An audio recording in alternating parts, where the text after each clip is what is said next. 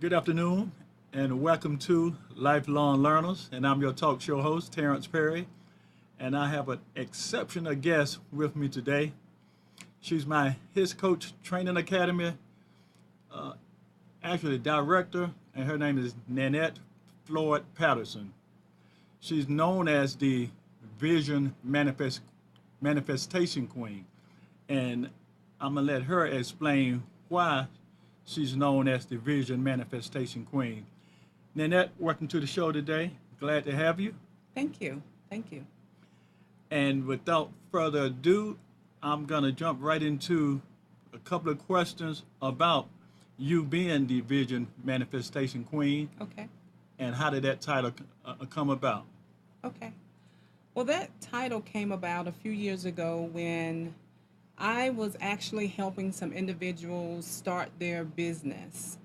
And they weren't expecting me to be so direct with the instructions.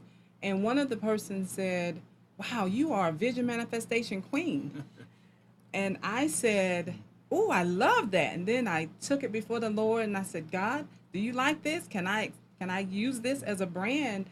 And he gave me the thumbs up basically. And so I've been using it ever since, the Vision Manifestation Queen. And that leads me into my next question, which is about you being the director of His Coach Training Academy, and that's the academy that I went to and got my life coaching certification, but it's His Coach Yes. training certification. So Yes. explain a little bit about your academy and the difference in the His Coach uh, training academy and opposed to life coach for Okay. the audience. Okay. Well, his coach basically means we're his coach, and his is the Father. And God gave that to me a few years ago, about 4 years ago. And his is actually an acronym for "Here I am, send me." And it's from Isaiah 6 and 8. You know, when God asked, "Whom shall I send?" And Isaiah responded by saying, "Here I am, send me." And it is basically a message to the world that God can use us whenever, wherever, and however he sees fit. And the reason why that's important, because, when you go to most life coach training programs, and I'm not knocking it, but as you go through other trainings, they tell you what not to do. Oh, you can't do this, you can't do that. Well, as representatives of God, if he tells us to do something, who are we to respond by saying, "Oh, I can't do that because of a title"? And so he gave me permission to give others permission to allow him to use them however he sees fit. And so a his coach is someone who has first yielded to the call of God, whatever that calling is. I believe a calling is simply whatever God tells you to do. That's your calling. And so a his coach has yielded, said yes, and they have said, "God, use my complete design," and that's everything about me, "to your glory, to do your work." And that's what a his coach is. We unapologetically say we look to hear from God, we look for his instructions so that we can do his work, his will, his way. That's what a his coach is. That's a powerful coach, Yes. but then again, we have a powerful leader also. So that would speak to having a powerful, being a powerful coach. I'm gonna segue a little bit. Anyone that want to call into the show, you can call into the show at 919-518-9773 and call in and ask any questions. If you want to know how to become a his coach, or if you got any questions about coaching, do call into the show. We have Nanette Floyd Patterson. She's the director of His Coach Training Academy, she's known as the Vision Manifestation Queen. Again, let me take you back to the Vision Manifestation Queen, because I want to kind of hop on just the term, the vision manifestation, and let you elaborate on on that vision and how the academy brings a person's vision to fruition. Well, at first, when I say the word vision, vision is whatever God shows you, okay? Because first you got to visualize it. And so whatever he's telling you to do, it starts up here. It's like he gives you a picture in your mind, okay? And so with the Vision Manifestation Queen and the His Coach Academy, what I do after the students go through the training, I find out where they are and I find out what God has told them to do. Because at the end of the day, it's all about what God tells us to do. It's about his instructions. And then we find out exactly how he has shared with that person, how he's going to use their design. And now when I say design, I'm talking about personality, how they look, how they sound, basically everything about them. Because I believe God uses our complete design to do his work, his will, his way. And so as a Vision Manifestation Queen, I actually use that brand to work with the His coaches once they finish. And the first thing I do once they finish, I have a session with them to find out exactly where they are. Because you have to meet people where they are. Everyone is not ready to start a big practice or a coaching business. Some people may want to be a His coach or someone to help others get from where they are to where God where God wants them to be as a ministry or as personal development. So as the Vision Manifestation Queen, I help that His coach once they've graduated to decide where they are now and where God wants them to be. And then I lovingly push them to do just that. Okay. Also, now we have Ria on the line as well, and also the producer Amnon Nissan is in the room also. You guys feel free to chime in as you want to, because I believe in tag teaming, and if we need to tag team, then we're gonna tag team it this evening. So Tag team. Okay. and anybody want to call in again, feel free also. I was watching Steve Harvey show last night, and they were talking about designer babies, and if it's true or not, and everything. What you were talking about, how we made, and Steve went. He said, "Well, if you can stop a birth defect, it's all right. But the rest, I don't think he needs our help." There you go. That's true. That's true. That's true. I think if we could, as individuals, could accept who we are and allow God to use who we are and what we've experienced, because at the end of the day, it's to glorify Him. And some of us are not very comfortable with that. And I think, if everyone were to get comfortable, we could get some things solved here on the earth. Oh man, you said a mouthful right there. But the key thing that you did say was, if people got comfortable with themselves and would truly be who they are, oftentimes we see everybody that wants to imitate somebody else and not be themselves, hide behind name brand clothes, designs, and those sort of outward gimmicks. But again, as you said, you have to look inside yourself and really look to see, that you have a creator. Right. So that should give you strength anyway, knowing that you got a creator. Yes. And that should let you know that you are a co-creator in your own design. That should strengthen you to want to be who you are. Yes. But we know we fall short of being that. A lot of times we're suffering from, I guess, self-esteem issues, issues of, am I good enough? Am I smart enough? Am I enough? And I think that this society in and of itself breeds that kind of thinking, because this society in and of itself is about, making a dollar, making a profit. So that's what they have to sell. Like, you are not enough. But if you buy this product, then you will be. So a lot of times we get lost as the human race and not feeling good about who we are or what we can do, what we can achieve, because we're looking outward instead of looking inward to that, that strength that's within us. But as you spoke about his coach training academy, I know one of the things that you do certify people to be his coaches, but also you take that a step further and help them design or develop their business as well, or entrepreneurship. Yes. So can you speak to that and how that works in your coaching practice, but also in helping those that you coach become entrepreneurs?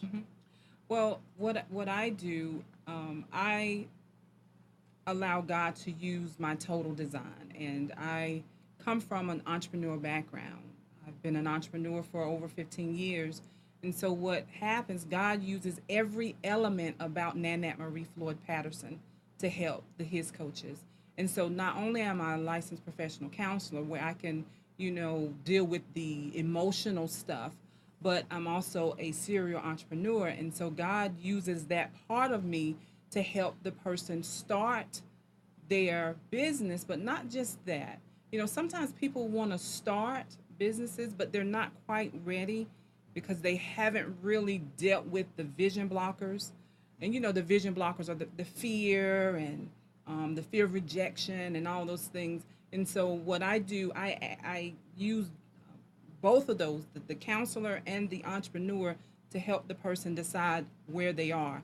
And sometimes his coach may say, when they start, they may say, well, I want to start my business. But after they finished and see what it all entails of having a business, they may have to take a pause. And I encourage a pause because you don't want to start a business when you're not at least 80% ready.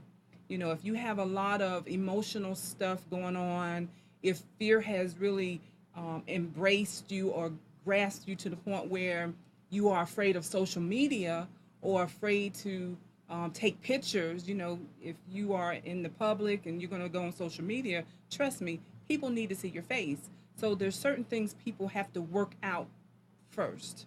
And so that first meeting after people graduate, that's what we decide whether they're really ready in this season.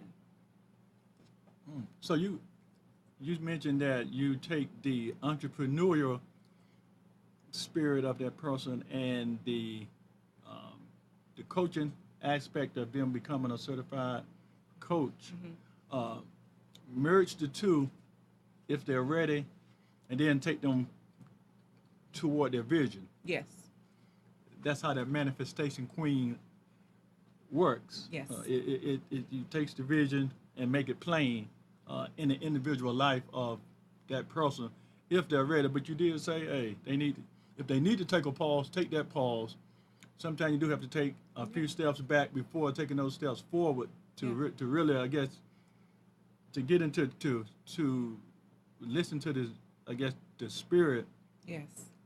Yes. And see if that's what God is telling you it's time to do. Exactly. Is he telling you this is the season to do that? Or is this the season to prepare for such an endeavor? Yes. But again, you do several things. You're a coach, you're also a counselor, and you're a therapist.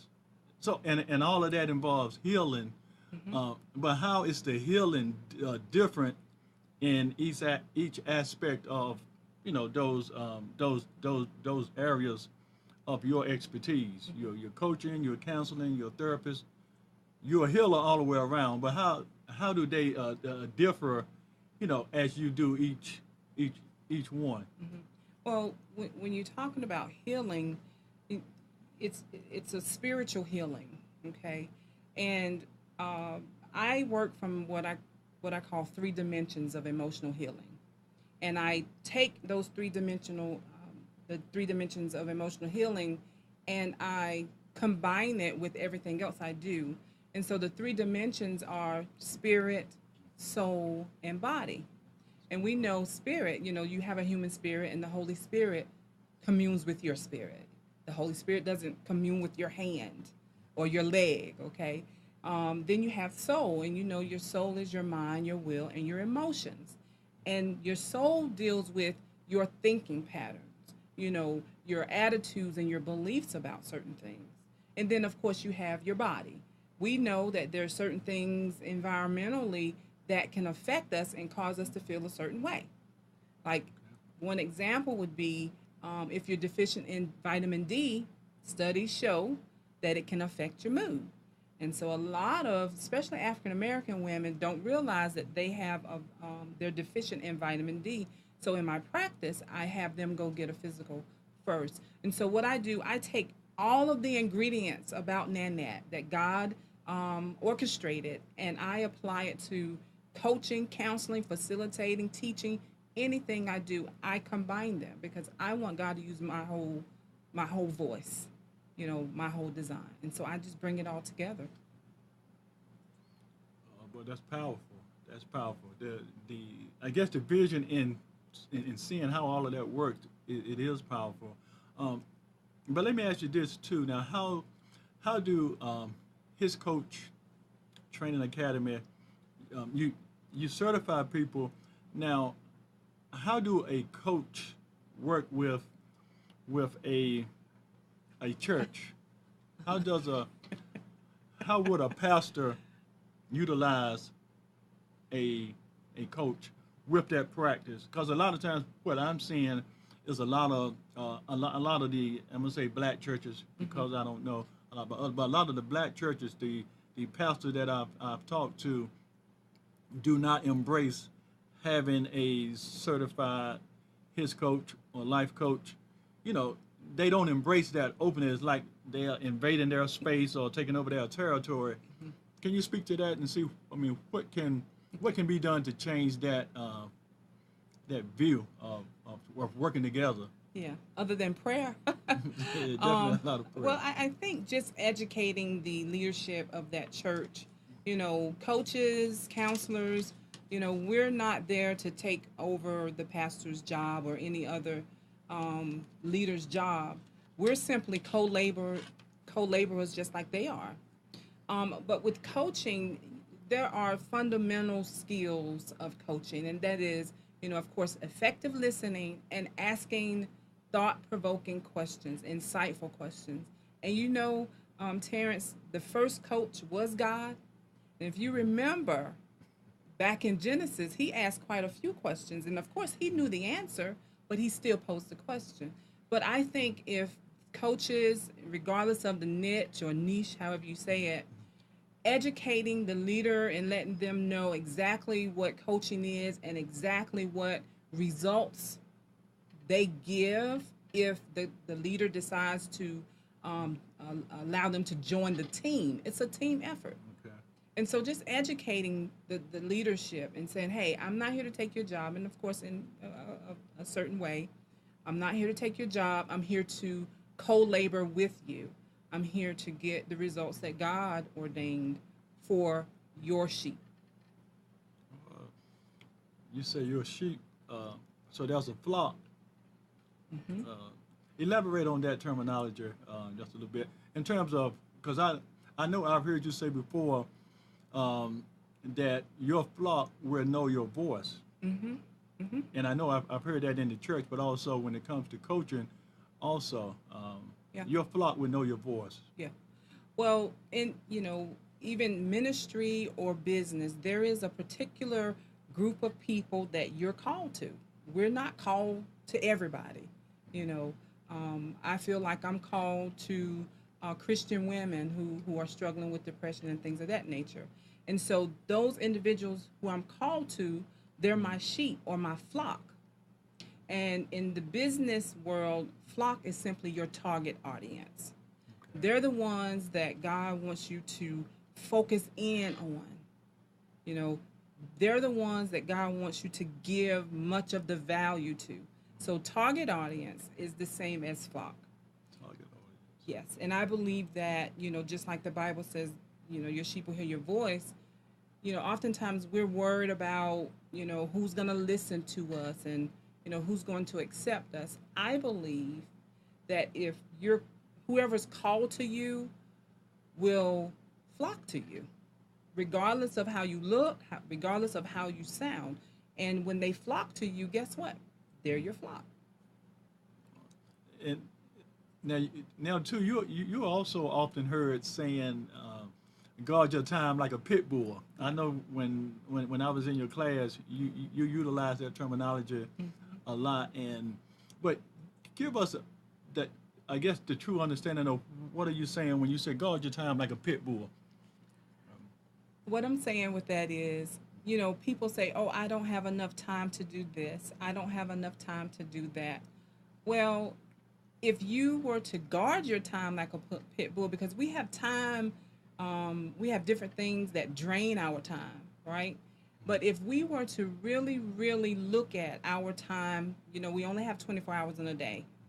And if we can look at the activities that we involve ourselves in and how much time it took, and we subtracted that from the 24 hours, whatever is left over is all you have to do extra stuff.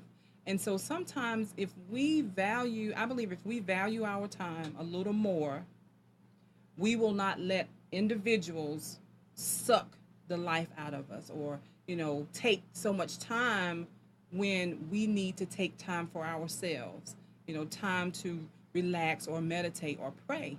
And so guarding your time is basically saying, hey, I'm important too.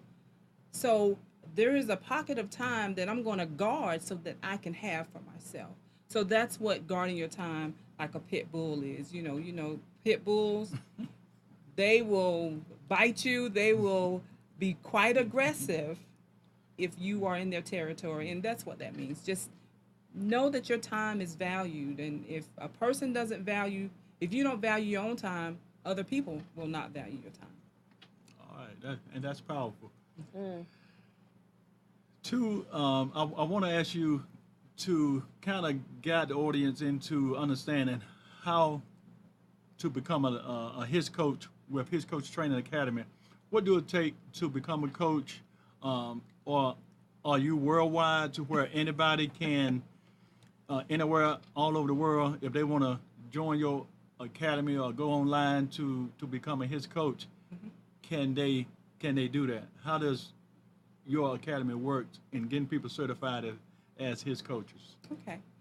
Well, there are 3 ways a person can get certified. You can get certified online or home study or attend the teleclass, which is an 8-week class, or you can attend an on-site class here in Raleigh, North Carolina. The home study is basically you don't have any time constraints. You finish it when you finish it. As I said, the teleclass is 8 weeks, and then the on-site is 1 day, all day long. It's usually from 9:30 to 5, and we do a lot of role playing. It's more application that I have to observe before I certify you. So it's actually 3 ways to actually get certified as a certified His Coach. And a certified His Coach is simply a Christian life coach who emphasizes a spirit-led life. That's what a His Coach is. So it's 3 ways to get certified. Let me ask you this too, along those same lines. In getting certified, how many hours is required, and how much study? Well, interviewing, because you have to do the practical application. Because I know you made me do it, so I hope you're making everybody else do it too. I am. The practical application. I am. So how many hours is that all together to become a certified His Coach with the hours and the practical application? Okay. Well, I need to for the application of coaching, they have to have at least 5 coaching sessions. They have to actually submit those to me. So if you're home study, you have to send those coaching sessions to me. Teleclass, we do a lot of the role playing online, but we have to have at least 5 sessions on the books, and the on-site as well. So at least 5 practice sessions, and those sessions include others who are volunteering, but some of the sessions are real people who are looking for coaching. So at least 5. So 5 to 7 hours of coaching must be submitted to me. All right. So let me ask you, just as we are wrapping up, what legacy do you want to leave behind, and what contribution do you want to make to humanity as you are? That's a great question, Terrence. My heart is for individuals just to do what they're called to do, just to do what they're passionate about. And I feel like I can feel a person's passion for the vision that God has given them, and I want to play a vital role in manifesting that. I want individuals to say, hey, I simply want to be so I can go. And so everything I involve myself in, I encourage people to just simply be and go. That's the major message that I want to give the world. And however God decides to use me to just be who God called you to be, and then go do whatever He's telling you to do. All right. Nanette, what is your guilty TV pleasure? Oh my goodness. You didn't tell me that question was coming. We thought I'd throw that in. I love Criminal Minds. Criminal Minds. I can watch that all day long, and I think they have like 12 seasons, if not more. And I think I've watched them all. So that is my guilty pleasure, Criminal Minds, Okay. or Olivia. What is Olivia Pope. No, I don't watch Scandal. No, no. With Ice-T. I can't think of the show. If you hadn't asked me that question, I Oh, would. Law and Order. Law and Order. Those two, Criminal Minds and Law and Order. Okay. Yes. Just before closing, tell us how we can get in touch with you through social media. Anybody that want to sign up for the academy, how would they sign up? And just how could they get in touch with you or the academy to become a certified his coach? Okay.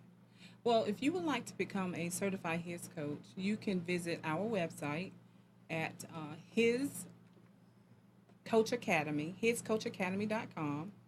You can follow me on Facebook at Nanette Floyd Patterson, and I'm also on Twitter at His Entrepreneur. That's how you can follow me or connect with me. All right, listen, Nanette, I appreciate you coming on today. That's been a big help, and I hope it clarifies a lot to the audience as to how to become a life coach, his coach, and how to get involved in your academy. I know I went through the academy about 3 years ago.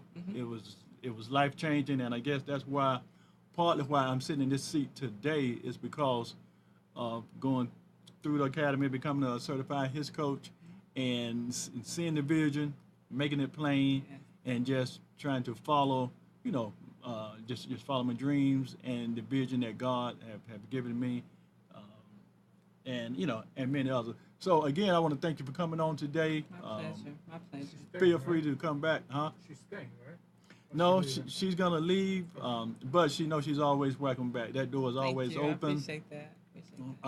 I hope that the audience and people, because a lot of people have asked me about becoming a certified coach, how to do it, and where to do it at. So now they got the tools, they got the information that they need. Yes. Let's see it happen. All right. All right, Thank you Nanette, for having thanks. me. All Thank right, you for having and me. I appreciate you for coming. Thank you. And I'm gonna segue to the next half of the show. I have another guest that's gonna be on Real Story. Ria is in the wider Atlanta area, and she's gonna be talking to us today about her story and her testimony. So we're gonna move into that segue. Ria, how you doing? I'm well, Terrence. How are you? I'm good, and I'm glad that we got you right here today, back to back with Nanette Floyd Patterson, and now we have your story, and I want to kind of just get you to kind of give the audience an idea of what real story is all about, just in a nutshell, and then I'm gonna kind of break off into a few other questions that I have for you also. Sure. Thank you, Terrence. You know, my story, it took me a long time to realize my story really wasn't about me. I tell people that I'm telling God's story through my life. My story is about resilience, it's about hope, it's about healing. But it took me many years to get to the point of realizing that and realizing that there was healing and there was hope for the future in that. Um, I grew up from age 12 to 19 as a victim of being sexually abused. And after I left home at 19, I spent many years just trying to pretend that that half of my life never existed, never happened. Really, Go ahead. let me stop you before you go further because I want to kind of guide that conversation Okay. a little bit. But let me back you up to before the age of 12. You you grew up in Alabama on a Yes. farm. You grew up were both parents there at the time Yes. when you grew up? Okay. Yes. My mother did not work outside the home. So my brother and I were homeschooled, which, you know, back in the early 1980s, homeschooling was not well known. Right. There weren't a lot of resources available for homeschoolers like there are now. It was really just such a new thing. A lot of people didn't understand it very well. So we were pretty isolated, you know, growing up on a farm and way out in the middle of the woods. We didn't have regular contact with others through school or anything like that. So we were pretty isolated growing up. So now you dropped out of high school and ran away from home by the time you were 18, 19. Well, I didn't drop out because I was homeschooled the entire way through. I never attended a regular high school Okay. at all, and so that was a completely foreign experience. So, but I did try to run away from home several times. By the time I was 19, it was my third attempt. Just really desperate to get out. Let me, as you know, when you I guess you did leave home at the age of 19. Yes. At the age of 19, without, I guess, anything, without a car, without a high school diploma in hand, but somehow you got to another place and you were able to get involved in healthcare work for Sure. a period of time. So after I left, I didn't have anything. I didn't have a car. I didn't have any money. I didn't have a job. And I also didn't have a high school diploma. I didn't even have a GED. So I realized that my options in making a living were pretty limited. And the only job I was able to find, or the first job I was able to find, was working waiting tables. And it didn't take me long to realize that's not what I wanted to do the rest of my life. So I started going to school, working during the day and going to school at night, all with the goal of being able to find a job in healthcare administration at a hospital there where I lived locally. And it took me a long time to get there. I worked more than 10 years going to school full time, working sometimes 2 jobs 7 days a week, and then going to school at night and on the weekends to achieve that goal. But it was worth it. It was a good growth point for me, for sure. Okay. Now I'm gonna back you up a little bit because I don't want to downplay that which you spoke about, that your father he sexually abused you from the age of 12 to 19, and I guess a lot of that sparked you trying to run away from home. I guess 3 or 4 times. Absolutely. But I do want you to kind of talk a little bit more about that. You say your mother was in the home and but didn't work outside the home. Now let me ask you: was your father ever prosecuted for No. for any of that? No. When I left, I didn't tell. I carried so much of a a burden of guilt and shame. I really was not interested in pursuing pressing charges or anything like that. I really just wanted to move on with my life. And at that point, I was not a minor anymore. I was 19.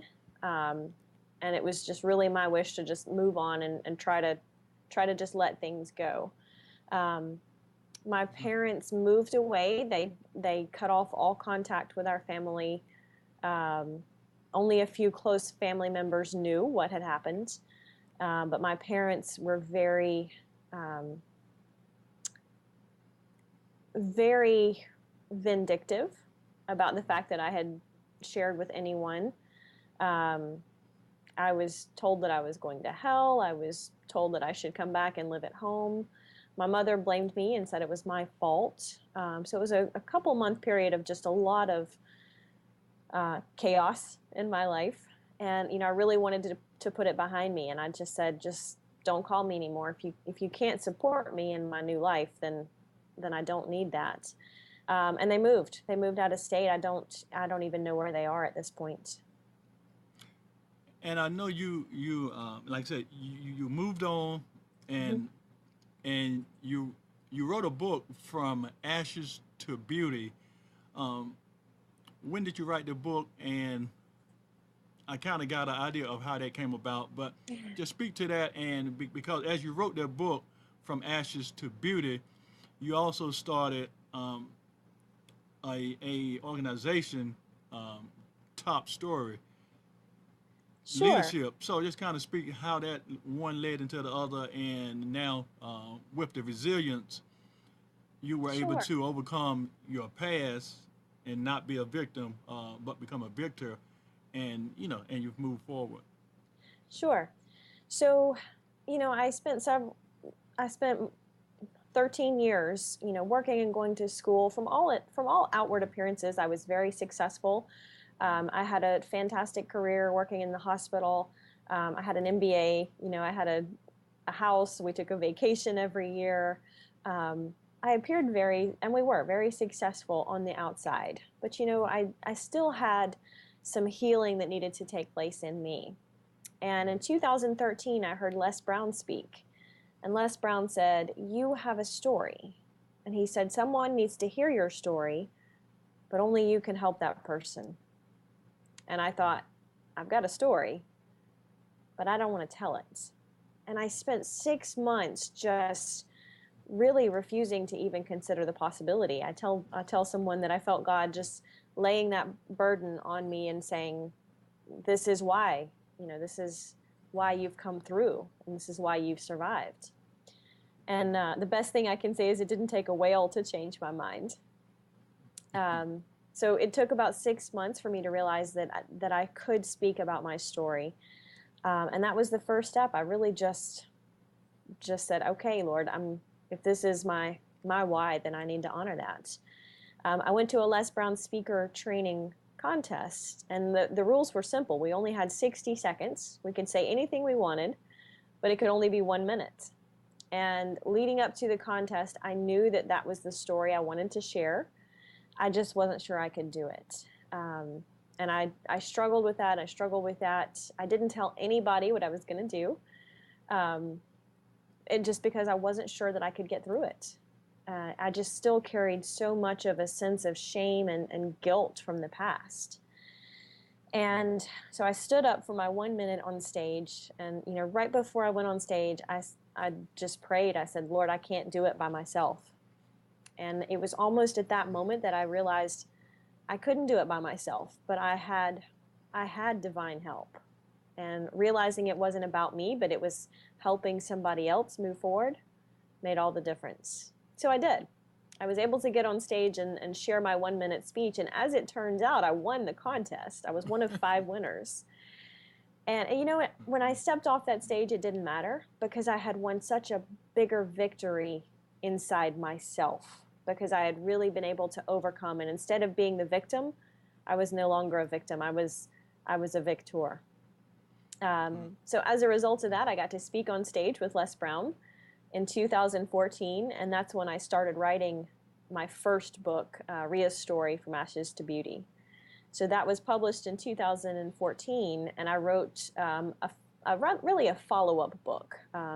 When I wrote Ria's story, it was the story. It was my story from here's where I started growing up, and here's how I got to where I am today. But I realized there was so much more to say about resilience afterward. So this year, just about 3 months ago, I released Beyond Bound and Broken, which was a sequel's not the right word, but it was really about more of the lessons on resilience, how to overcome adversity. Because we all experience adversity. I mean, Terrence, we all have a story. It's not when we're going to go through hard times in life, it's just how do we deal with it. So I really wanted to capture the lessons so that someone else could really, learn to overcome, move through the stages of healing and move from being a captive in your heart to being overcoming and triumphing over that. Okay. So you wrote Beyond Bound and Broken. That was the follow-up book to your first book, From Ashes Yes. to Beauty. Yes. Now, are those books available on Amazon, or is there a website? They are. They are available on Amazon. They're also available on my website. You can go to Top Story Leadership, and that's TOPSTORY leadership.com. And there's a link to a resource page there. And you mentioned that Top Story Leadership it's a consulting and motivational speaking firm that my husband and I co-founded. After I heard Les Brown speak, I went through some leadership training, and I really became passionate about leadership of the individual. We often hear leadership and we think, well, leadership is for the boss, or leadership is for the top CEO. But leadership is influence, and it's just as important to be able to lead ourselves as it is to lead someone else. And so I'm really passionate about that leadership from within. Again, developing ourselves internally, because we can't give someone what we don't have. So we have to be able to make sure that we're equipping ourselves. So let me ask you how you speak to resilience in terms of the transitions that you've made in your life, even from starting back in Alabama when you were a kid to the early years of being a teenager and being molested and moving forward. But speak to the resilience that you had to have to get beyond that. You went back to school and got 3 degrees, as well as you wrote a book, started your own. You and your husband started your own company, Top Story Leadership. So just speak to that resilience that you had to have to push on, to get to that level and not give up, not to beat yourself up, and how did you Sure. continue to excel beyond the feeling of not being good enough, the feeling of being shameful, and feeling guilt? I think when it comes to resilience, just the word makes you want to sit up and take notice. Resilience, when we think of resilience, we think of thriving, of bouncing back and springing forward and really overcoming something. And I talk about 3 steps. Even in my book, I mentioned some of this on how to become resilient. How do we get there? Because there were certainly some dark days. I mean, there were, and I'm not proud of it, but there were certainly times when I even considered ending my own life. And how do you move past that to being able to talk about that and share that and be transparent enough to say there's still pain there, but I'm able to overcome that. So I talk about resilience. 3 key things to help you be more resistant is, number 1, changing our attitude. It doesn't matter what life hands us. We can take that and we can be bitter about it, or we can choose to be better because of it. And when I learned to be able to change my attitude and be grateful for what I have instead of bitter about what I didn't have, it was a huge mindset shift. So changing our attitude is one of just the key things. I love what Viktor Frankl says. He was a concentration camp survivor. And he said, this man had been tortured. He lost his family in the concentration camps. He lost his wife, his children. And he said, after he got out, he published a book. And he said in the book, he said, I realized that everything could be taken from man except one thing. The last of human freedoms is the ability to choose your attitude in any set of circumstances. And that was powerful for me when I read that, because, it's something that's so fundamental, but so often we don't do it. Just that ability to choose our attitude. We can wake up today and be grateful for something, or we can wake up today and look for the negatives. And it says easy, but it does hard. It's making that choice. It's not an easy choice, but it is a choice. The second thing I talk about is changing your thoughts. Again, once you've made that shift in mindset from attitude to a positive attitude, then start changing what you think about. Oprah Winfrey said, what we focus on expands. And it's so true. If we find ourselves dwelling on negative thoughts, regardless of what it is, maybe it's the loss of a job or the loss of a loved one. Maybe it's a physical disability. Whatever it is, the more we choose to think about what we cannot control, the more downward we will spiral. So if we change our thoughts and start to think about, well, what can I do? What are the things that I can do something about? Learn to look for those opportunities. And it's a huge shift, because it's changing your focus onto something that you can control. If we're going to focus on something, let's focus on the things that we can fix, the things that we can do. And then the third thing I talk about is changing your habits. A lot of times habits are those go through the motions, actions that we don't really think about. But our habits don't always serve us. They can be good habits or they can be bad habits. And habits could be emotional habits. They could be physical habits, like how are we dealing with stress in our life? If we're using that and coping as an example as overeating or undereating, that's a habit that doesn't serve us. The habits are the things that we create in our lives, and sometimes because we don't think about them, we're not intentional about them, we let them take over. I teach a lot of classes and I speak to a lot of people. And I had a lady tell me one time, she said, what I realized, I was spending so much time on social media. And when I sat down and looked at all the things I had to get done, and I cut out the social media and the games on her phone, she said, I have all kinds of time. So she had a habit of playing games on her phone and social media that wasn't helping her achieve her goals. So when we want to be resilient, we have to look at those three things: our attitude, our thoughts, and our habits. And all of those pieces need to be in alignment to help us be resilient. It's talking about bringing those things you can control and to set you up for success. Does that make sense? It makes a lot of sense to me. Okay. It makes a lot of sense, and it's consistent with how to change your life, because you change your life by changing your habits. Absolutely. And you change your habits by changing your thought process. And then changing your thought process from either negative to positive, or, sometimes it takes getting out of a certain environment or around certain people. But absolutely, that still takes a change in mindset, a change in thoughts about what you want for your future, and a change in your thought patterns as to, if you want those things, what do I have to change that I'm doing now to do different to bring those things about. And you also speaks to tenacity, which is, those habits and that persistency. Can you speak to that a little bit also? Sure.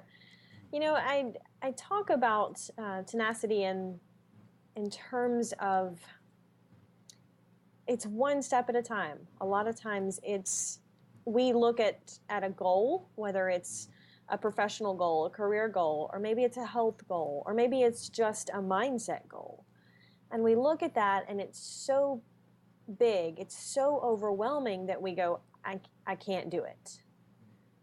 So think about it, break it down into small steps. You know, we don't have to affect transformation today, but if we can make a lot of good choices consistently over time, that's the key to transformation. Now, tenacity is where you have to come in and grab hold of those good choices and make them consistently.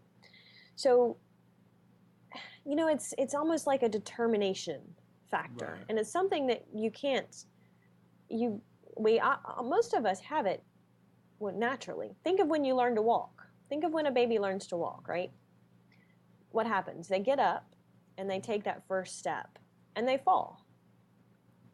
And they get up and they take another step and they fall again. And they do that over and over and over. But that baby, even before they can even walk, and even before they can even talk, they have a natural tenacity already inside them, right?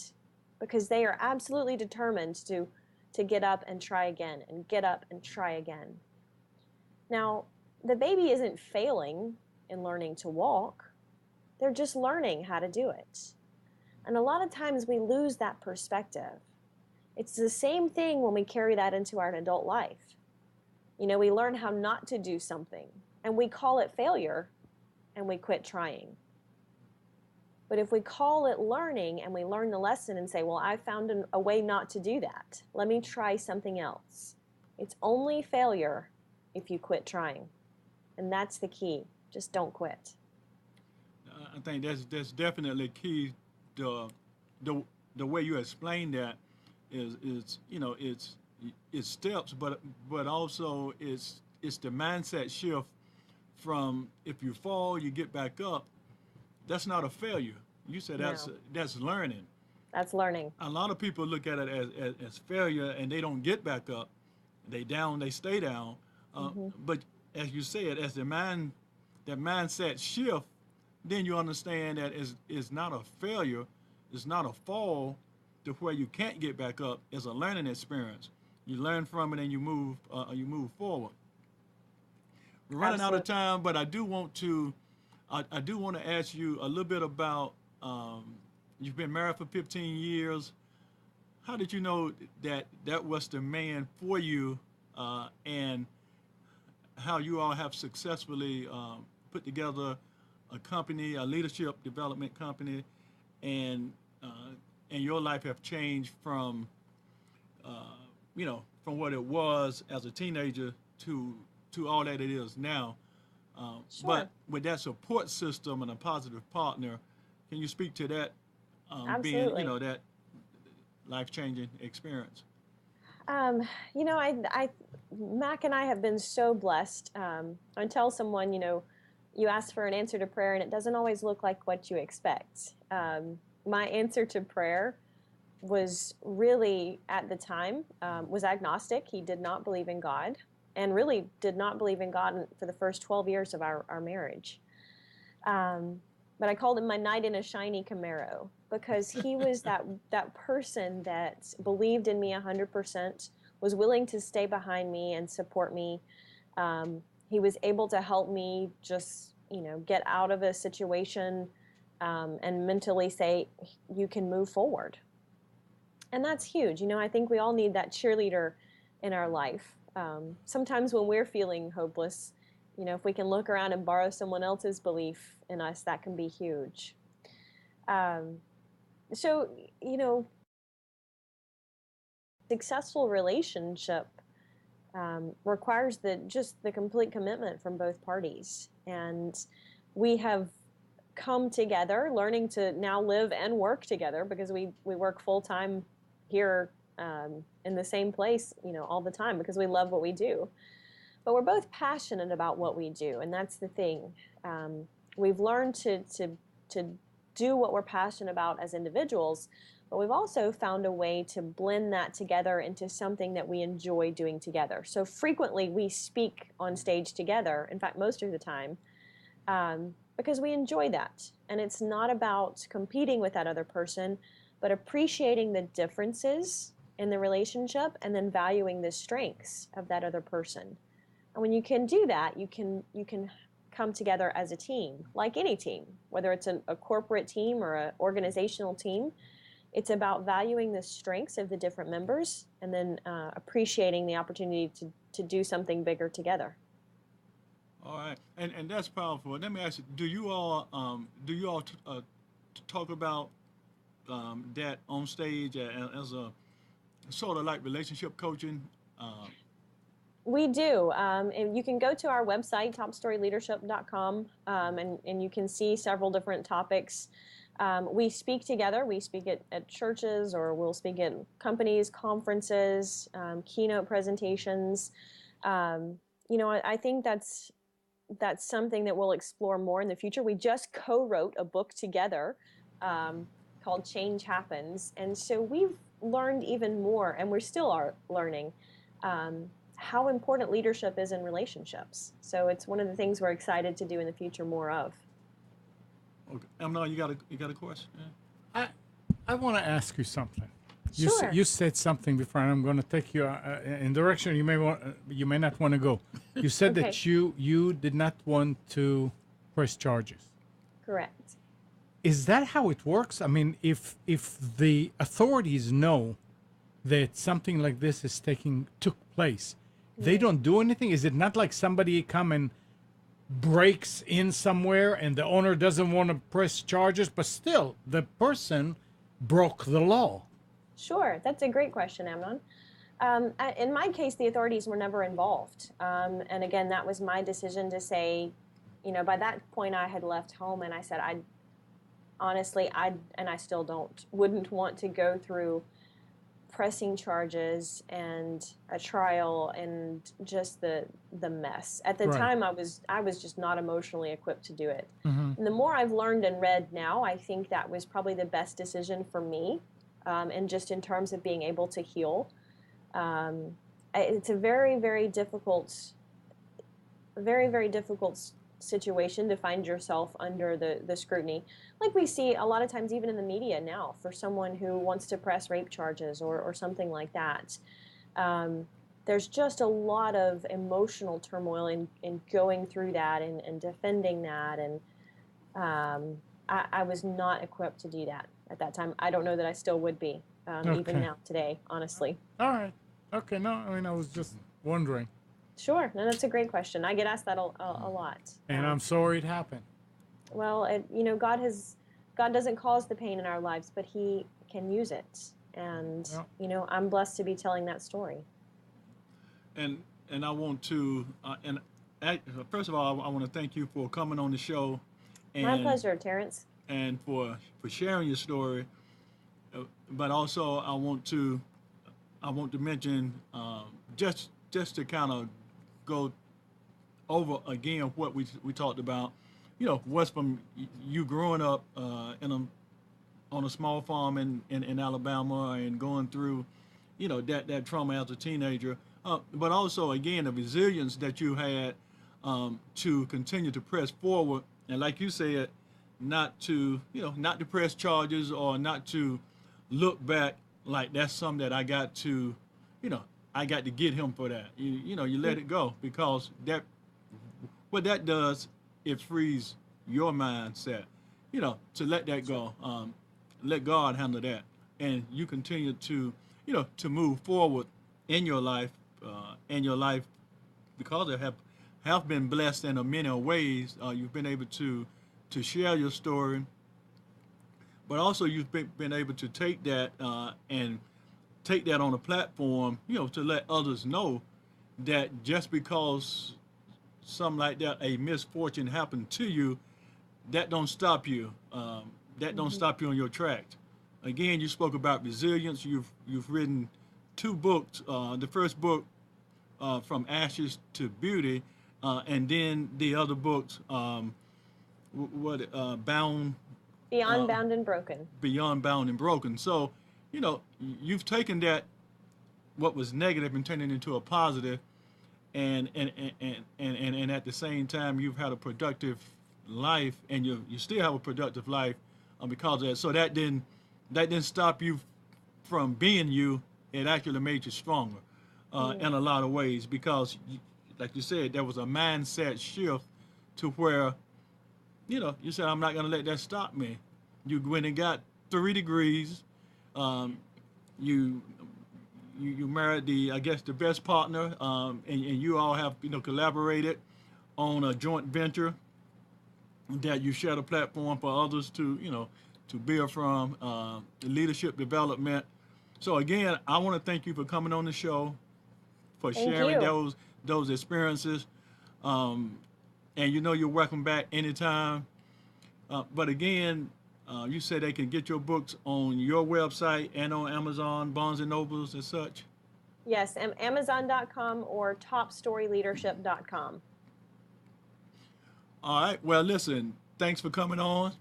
Thank you, Terrence. My and- pleasure. All right. So have a blessed evening and continue to do what you're doing. We appreciate you.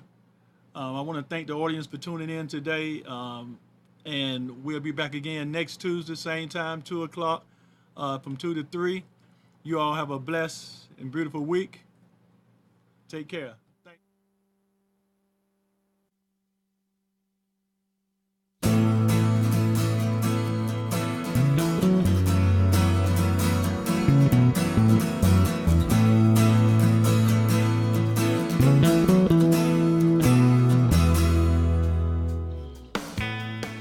You are tuned to the Nissan Communications Network. Our weekly lineup of call-in programs includes Computers 2K Now with Amnon Nissan, My Life, My Will with Gisela DiCarlo, The Tanya Love Show, Help Then with Debbie Bruck, Breaking Free with Marilyn Shannon, Triangle Be Well with Howard Jacobson, Lunch and Learn with Rabbi Yisrael Cutler, Lessons of Vietnam with NCVVI members, Current Affairs with Amnon Nissan. And if you tuned in too late, you can always watch each program in its entirety or download an MP3 audio file of it in the archives section on nissancommunications.com. Don't forget to subscribe to our YouTube channel, follow us on Twitter, and like us on Facebook. Sponsored by Atomos.com, makers of quality video recorders and converters, CarolinaApparel.com, and DeltaForce.net.